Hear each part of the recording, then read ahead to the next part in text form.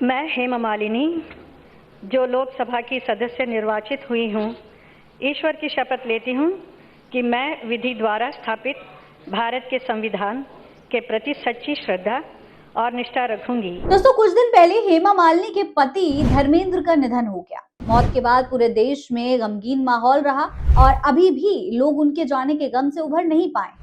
वहीं धर्मेंद्र की मौत के बाद उनका परिवार भी काफी सदमे में है, खासतौर पर हेमा मालिनी। दोस्तों, क्या आप जानते हैं, हेमा मालिनी की राजनीति में कदम रखने को लेकर धर्मेंद्र शुरुआत में इसके पक्ष में नहीं थे, लेकिन बाद में उन्होंने उनका समर्थन किया। हेमा मालिनी ने कई इंटरव्यूज में ये स्वीकार किया है कि जब उन्होंने पहली बार राजनीति में जाने का फैसला किया तो धर्मेंद्र बहुत खुश नहीं थे। इसका मुख्य कारण ये था कि हेमा मालिनी और उनकी सुरक्षा को लेकर वो चिंतित थे। Hema Malini beyond the dream girl Ram Kamal Mukherjee द्वारा लिखी गई उनकी जीवनी है। इस किताब में ये लिखा गया है कि धर्मेंद्र चाहते थे कि हेमा राजनीति की भागदौड़ और विवादों से दूर रहे। हालांकि हेमा मालिनी की राजनीति में एंट्री बड़ी दिलचस्प थी। अच्छा खासा एक्टिंग करियर होते हुए उनका पॉलिटिक्स की तरफ रुझान बढ़ने लगा। बात साल 1998 की है, जब भारतीय जनता पार्टी ने पंजाब की गुरदासपुर सीट से मशहूर एक्टर विनोद खन्ना को मैदान में उतारा। खन्ना ने साल भर पहले ही बीजेपी ज्वाइन की। सिनेमा अध्यात्म के बाद उन्होंने सियासत के रूप में तीसरा रास्ता चुना। विनोद और हेमा मालिनी साथ में कई फिल्मों में काम कर चुके थे, दोनों बहुत अच्छे दोस्त थे। चुनाव का ऐलान हुआ तो विपक्षियों ने गुरदासपुर में बंबई का बाबू कहते हुए विनोद खन्ना के खिलाफ माहौल बनाना शुरू कर दिया था। इसी दौरान विनोद खन्ना को हेमा मालिनी की याद आई। वरिष्ठ पत्रकार और लेखक रशीद किदवई अपनी किताब नेता अभिनेता Bollywood star power in Indian politics में हेमा मालिनी के हवाले से लिखते हैं। हेमा को राजनीति के बारे में कुछ भी नहीं मालूम था, यहाँ कैसे काम होता है। एक दिन विनोद खन्ना का फोन आया। उन्होंने कहा कि मैं गुरदासपुर से चुनाव लड़ रहा हूं, मैं चाहता हूं कि तुम मेरा चुनाव प्रचार करो। मैंने तुरंत मना कर दिया क्योंकि मुझे सियासत के बारे में जरा भी जानकारी नहीं थी।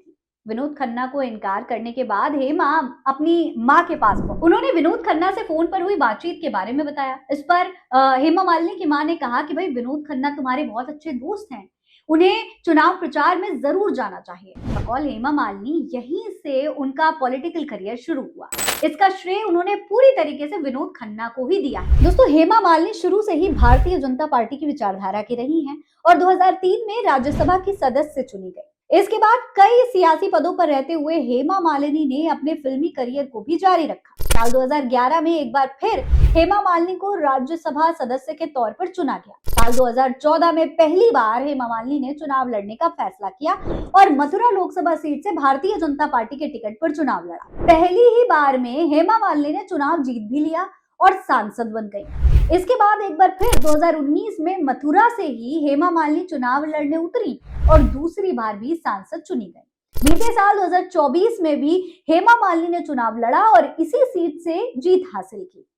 अब तक लगातार 3 बार सांसद बनी हेमा मालिनी अब अपने सिनेमाई जिंदगी से दूर और सियासी जिंदगी में काम कर रही हैं। दोस्तों, लेकिन इस राजनीति में हेमा को कई कंट्रोवर्सीज का सामना भी करना पड़ा।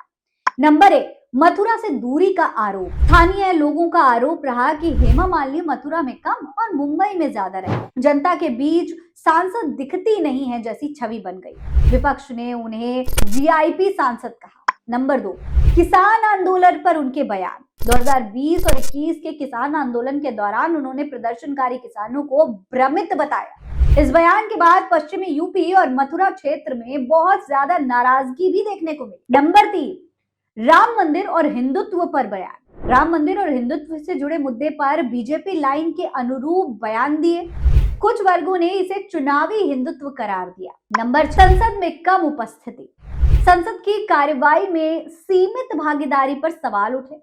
आरटीआई और रिपोर्ट्स में उपस्थिति को लेकर बहस हुई। टिकट बनाम प्रदर्शन बहस। 2019 में फिर से टिकट मिलने पर सवाल उठा। विपक्ष ने पूछा, काम नहीं फिर भी टिकट क्यों? कुल मिलाकर हेमा मालिनी को एक्टर के तौर पर जितना पसंद किया गया, उतना एक नेता के तौर पर शायद ही किया गया। लेकिन एक सच्चाई ये भी है कि धर्मेंद्र शुरू में उनके खिलाफ जरूर थे, लेकिन बाद में जब हेमा मालिनी ने मथुरा से चुनाव लड़ा तो धर्मेंद्र उनके समर्थन में प्रचार करने भी आए। उन्होंने पत्नी के प्रति अपना समर्थन दिखाते हुए मथुरा में उनके लिए वोट भी मांगे थे। हर कदम पर हेमा मालिनी को सपोर्ट किया था। यही वजह है कि धर्मेंद्र के निधन के बाद हेमा पूरी तरीके से बिखरी हुई नजर आती